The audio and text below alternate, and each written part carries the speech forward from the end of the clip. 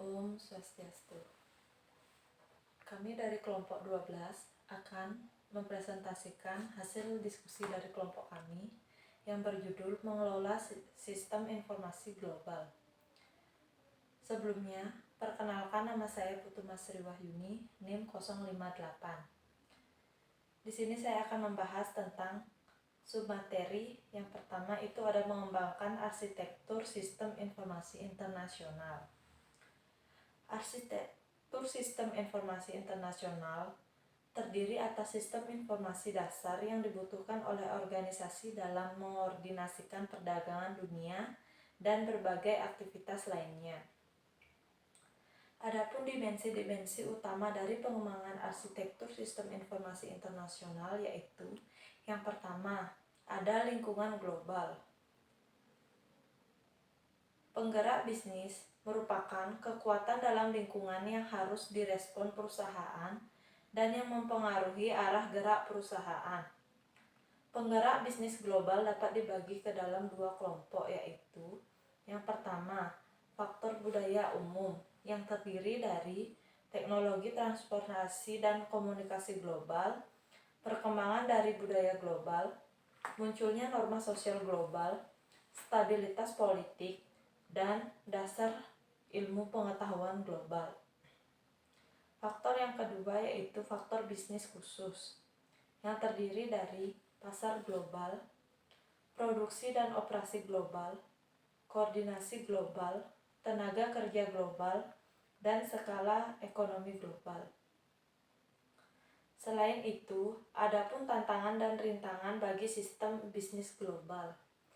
Yang pertama ada tantangan umum yang terdiri dari partikularisme budaya, di dalamnya berisi tentang regionalisme, nasionalisme, dan perbedaan budaya. Selanjutnya ada ekspektasi sosial yang terdiri dari ekspektasi merek dan jam kerja. Berikutnya ada undang-undang politik, di mana di dalamnya terdapat peraturan mengenai data lintas batas dan privasi, dan peraturan komersial. Tantangan berikutnya yaitu tantangan khusus. Yang pertama ada standar, yang di dalamnya berisi tentang pertukaran data elektronik, email, dan standar telekomunikasi yang berbeda. Selanjutnya ada reliabilitas, yang di dalamnya berisi jaringan telepon tidak semuanya dapat diandalkan. Berikutnya ada kecepatan. Di dalamnya berisi tentang kecepatan transfer data dan banyak yang lebih lambat dari Amerika Serikat. Berikutnya ada personel, yang di dalamnya berisi tentang langkahnya konsultan yang memiliki keahlian. Dimensi yang kedua yaitu strategi global perusahaan.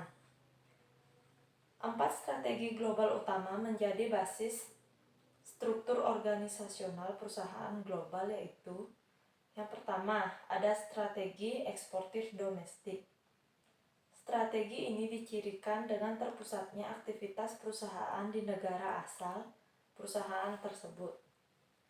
Produksi keuangan akuntansi, penjualan atau pemasaran, sumber daya manusia, dan manajemen strategis diatur untuk mengoptimalkan sumber daya di negara asal. Penjualan internasional terkadang dilangsungkan menggunakan perjanjian agensi atau anak perusahaan, tetapi pemasaran luar negeri ini lebih bergantung pada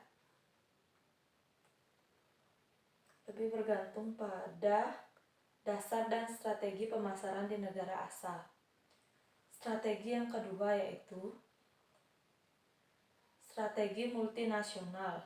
Strategi ini memusatkan manajemen keuangan dan pengendalian di luar negara asal sementara melakukan desentralisasi dalam operasi produksi, penjualan, dan pemasaran kepada unit-unit di negara lain. Produk dan layanan penjualan di berbagai negara disesuaikan dengan kondisi pasar setempat. Berikutnya ada pewaralaba. Pewaralaba merupakan penggabungan yang menarik dari hal yang baru dan yang lama Di satu sisi, produk diciptakan, dirancang, dibiayai, dan diproduksi pertama kalinya di negara asal. Tetapi, untuk alasan-alasan khusus, terdapat produk tertentu harus disesuaikan dengan personel luar negeri untuk memperluas proses produksi, pemasaran, dan sumber daya manusia. Yang terakhir ada strategi lintas negara atau transnasional. Dalam strategi ini, hampir semua aktivitas yang dapat memberikan nilai tambah diatur dari perspektif global tanpa memandang batas-batas nasional, mengoptimalkan sumber dari pasokan dan permintaan dimanapun keduanya muncul, dan memanfaatkan kesempatan dari keunggulan kompetitif lokal. Submateri berikutnya yaitu tantangan bagi manajemen dalam mengembangkan sistem global. Yang pertama yaitu menyepakati kebutuhan pengguna bersama. Yang kedua, membawa perubahan ke dalam proses bisnis. Yang ketiga, mengkoordinasikan pengembangan aplikasi. Yang keempat, mengkoordinasikan peluncuran peranti lunak. Dan yang kelima, mendorong penggunaan lokal untuk mendukung sistem global. Submateri berikutnya yaitu mengelola pengembangan peranti lunak global. Berikut merupakan komponen biaya utama dalam pengembangan peranti lunak di luar negeri. Yang pertama ada biaya kontrak. Sebagian besar biaya ini untuk tenaga kerja yang dibutuhkan dalam proyek-proyek insinyur peranti lunak, analisis sistem, spesialis jaringan, dan manajemen tim proyek. Yang kedua, biaya pemilihan vendor. Yang ketiga, biaya manajemen transisi dan transfer pengetahuan. Yang keempat, biaya tenaga kerja domestik. Dan yang kelima, biaya untuk memperbaiki proses pengembangan peranti lunak. Om Swastiastu. Baik, di sini terlebih dahulu saya akan memperkenalkan diri saya. Nama saya Luriska NIM 048. Jadi di sini saya akan melanjutkan materi yang D itu ada mengembangkan arsitektur sistem informasi internasional. Arsitektur sistem informasi internasional terdiri atas informasi dasar yang dibutuhkan oleh organisasi dalam mengkoordinasikan perdagangan dunia dan berbagai aktivitas lainnya. Strategi dasar yang perlu diikuti saat membuat sebuah sistem internasional itu adalah memahami lingkungan global di mana perusahaan beroperasi. Ini berarti memahami kekuatan pasar secara keseluruhan. Atau penggerak bisnis yang mendorong industri ke arah kompetitif global. Penggerak bisnis adalah kekuatan dalam lingkungan yang harus direspon perusahaan dan yang mempengaruhi arah gerak perusahaan. Setelah mengaji lingkungan global, selanjutnya memikirkan strategi perusahaan untuk berkompetensi dalam lingkungan tersebut. Bagaimana perusahaan akan meresponnya dapat mengabaikan pasar global dan berfokus pada kompetensi domestik saja. Menjual keseluruhan dunia dari pusat domestik atau mengatur produksi dan distribusi di seluruh dunia. Setelah mengembangkan strategi, perusahaan sekarang saatnya untuk memikirkan bagaimana menyusun struktur organisasi sehingga strategi tersebut dapat dicapai. Isu-isu manajemen dalam menerapkan strategi dan membuat rancangan organisasi dapat direalisasikan. Kunci utamanya adalah rancangan prosedur bisnis. Isu terakhir yang perlu diperhatikan adalah platform teknologi. Meskipun teknologi yang berubah adalah faktor penggerak yang penting ke arah pasar global, belum memiliki strategi dan struktur perusahaan terlebih dahulu sebelum dapat memilih teknologi yang tepat secara rasional. Yang E itu ada lingkungan global, penggerak dan tantangan bisnis. Penggerak bisnis global dapat dibagi menjadi dua kelompok, faktor budaya umum dan faktor bisnis khusus. Beberapa faktor budaya umum yang mudah dikenali oleh penggerak internasionalisasi sejak Perang Dunia Kedua. Teknologi informasi, komunikasi, dan transportasi telah menciptakan desa global di mana komunikasi dengan telepon, TV, dan radio di seluruh dunia tidak lagi sulit dan tidak lebih mahal daripada komunikasi secara langsung. Kebudayaan global yang dibentuk oleh TV, internet, dan media global lainnya seperti film yang saat ini membuat berbagai budaya dan orang mengembangkan ekspektasi yang benar dan salah, yang baik dan tidak baik. Perkembangan dasar ilmu pengetahuan global pada akhir Perang Dunia Kedua.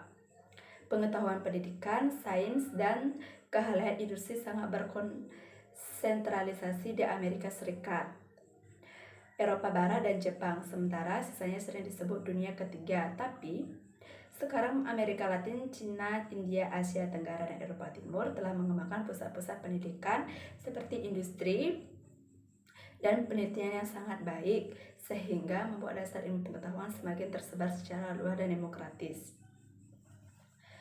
Faktor-faktor budaya umum ini menyebabkan internasionalisasi dalam beberapa faktor globalisasi bisnis khusus yang mempengaruhi hampir seluruh penindustrian.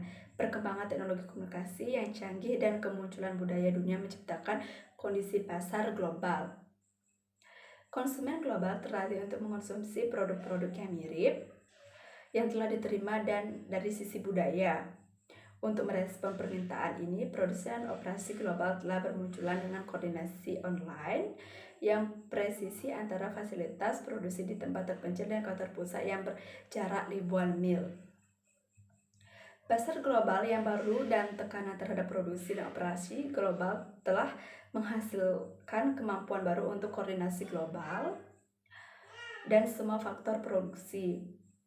Tidak hanya produksi tetapi juga akuntansi, pemasaran dan penjualan, SDM, dan pengembangan sistem. Semua fungsi bisnis yang utama dapat dikoordinasikan pada skala yang global.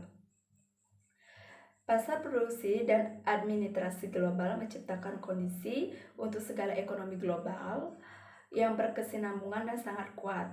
Produksi digerakkan oleh permintaan global dapat dipusatkan di tempat-tempat yang mampu melaksanakan dengan paling baik sumber daya dan dapat dialokasikan untuk produksi berskala besar, dan produksi yang dilaksanakan di pabrik besar dapat diwujudkan secara lebih efisien dan diestimasi dengan lebih presisi. Jadi yang E itu ada penggerak bisnis global. Yang nomor 1, tantangan dan rintangan bagi sistem bisnis global. Tantangan budaya, perbedaan bahasa, ketertarikan budaya, agama, kebiasaan, perilaku sosial, filosofi politik. Yang B itu ada tantangan politik. Perbedaan peraturan tentang transfer data lintas negara, peraturan perpajakan, larangan impor hardware dan software. Dan yang C itu ada tantangan ekonomi. Masih sulitnya berkomunikasi secara real time di seluruh zona waktu dunia. Sulit mendapatkan layanan telepon dan telekomunikasi yang berkualitas bagus di seluruh dunia. Perbedaan biaya hidup dan biaya tenaga kerja. Dan yang nomor 2 itu adalah ada mengelola sistem informasi internasional, di mana strategi global organisasi bisnis, 4 strategi global utama menjadi basis struktur organisasi perusahaan global, yaitu eksportir domestik, multinasional, pewarlaba, dan lintas negara. Strategi eksportir domestik dicirikan dengan terpusatnya aktivitas perusahaan di negara asal perusahaan tersebut. Hampir semua perusahaan internasional dimulai dengan cara ini. Kemudian beberapa berubah ke bentuk lainnya, seperti produksi keuangan, akuntansi, penjualan, pemasaran, SDM, dan manajemen strategi diatur untuk mengoptimalkan sumber daya di negara asal. Penjualan internasional terkadang dilangsungkan menggunakan perjanjian agensi atau perusahaan. Tapi pemasaran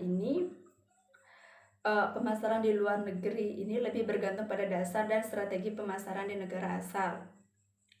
Strategi multinasional memutuskan bahwa manajemen keuangan dan pengendalian di luar negara asal, sementara melakukan desentralisasi dalam proses produksi, penjualan, pemasaran kepada unit-unit di negara-negara lain. Produk dan layanan penjualan di berbagai negara disesuaikan dengan kondisi pasar di tempat. Organisasi menjadi suatu kumpulan dari fasilitas produksi dan pemasaran di negara-negara jauh. Banyak perusahaan layanan keuangan dan juga perusahaan manufaktur besar.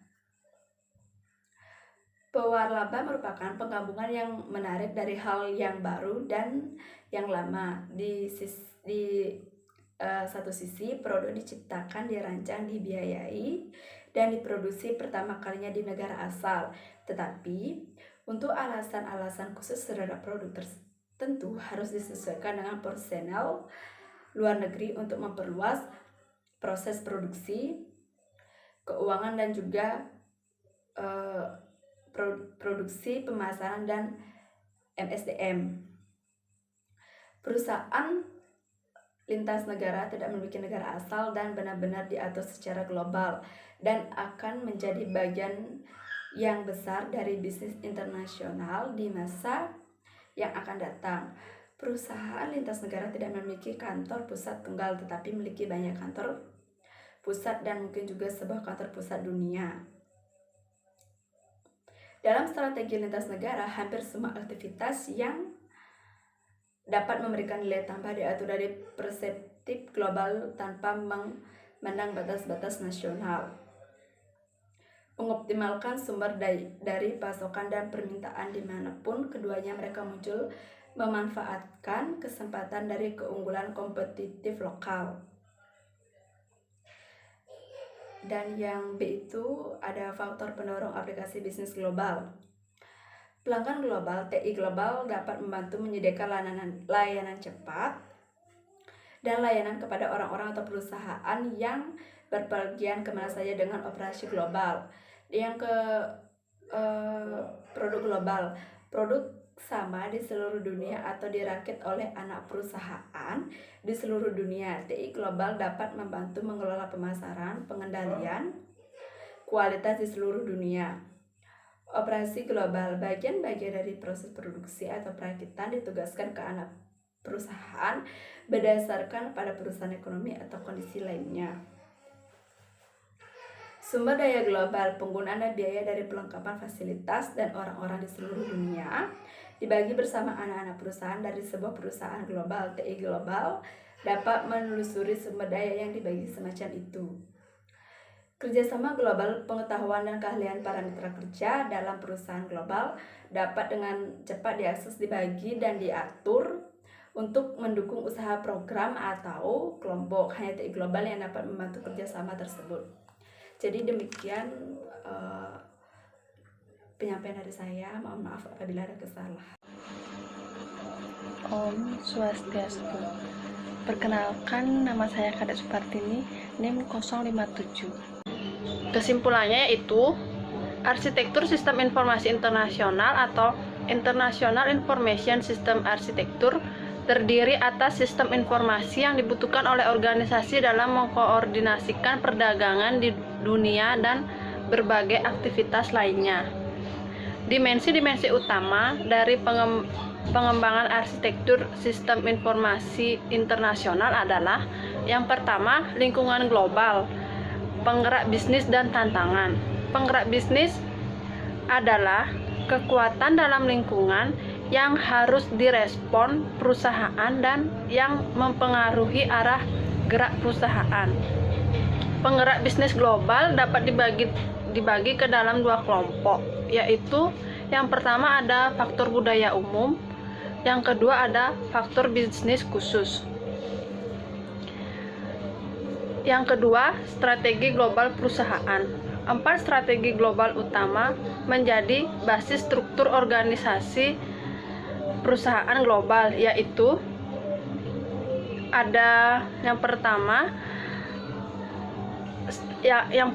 strategi eksportir domestik atau domestic eksportir, dan yang kedua strategi multinasional, yang ketiga pewaralaba, dan yang keempat strategi lintas negara. Tantangan bagi manajemen dalam mengembangkan sistem global dapat dibagi menjadi 5 bagian. Yang pertama, menyepakati kebutuhan pengguna bersama. Yang kedua, membawa perubahan ke dalam proses bisnis. Yang ketiga, mengkoordinasikan pengembangan aplikasi. Yang keempat, mengkoordinasikan peluncuran peranti lunak. Yang kelima, mendorong pengguna lokal untuk mendukung sistem global. Strategi dasar yang perlu diikuti saat membuat sebuah sistem internasional adalah memahami lingkungan global di mana perusahaan beroperasi. Ini berarti memahami kekuatan pasar secara keseluruhan atau penggerak bisnis yang mendorong industri ke arah kompetisi global. Jadi demikian penyampaian dari saya. Mohon maaf apabila ada kesalahan. Om Santi Santi Santi Om.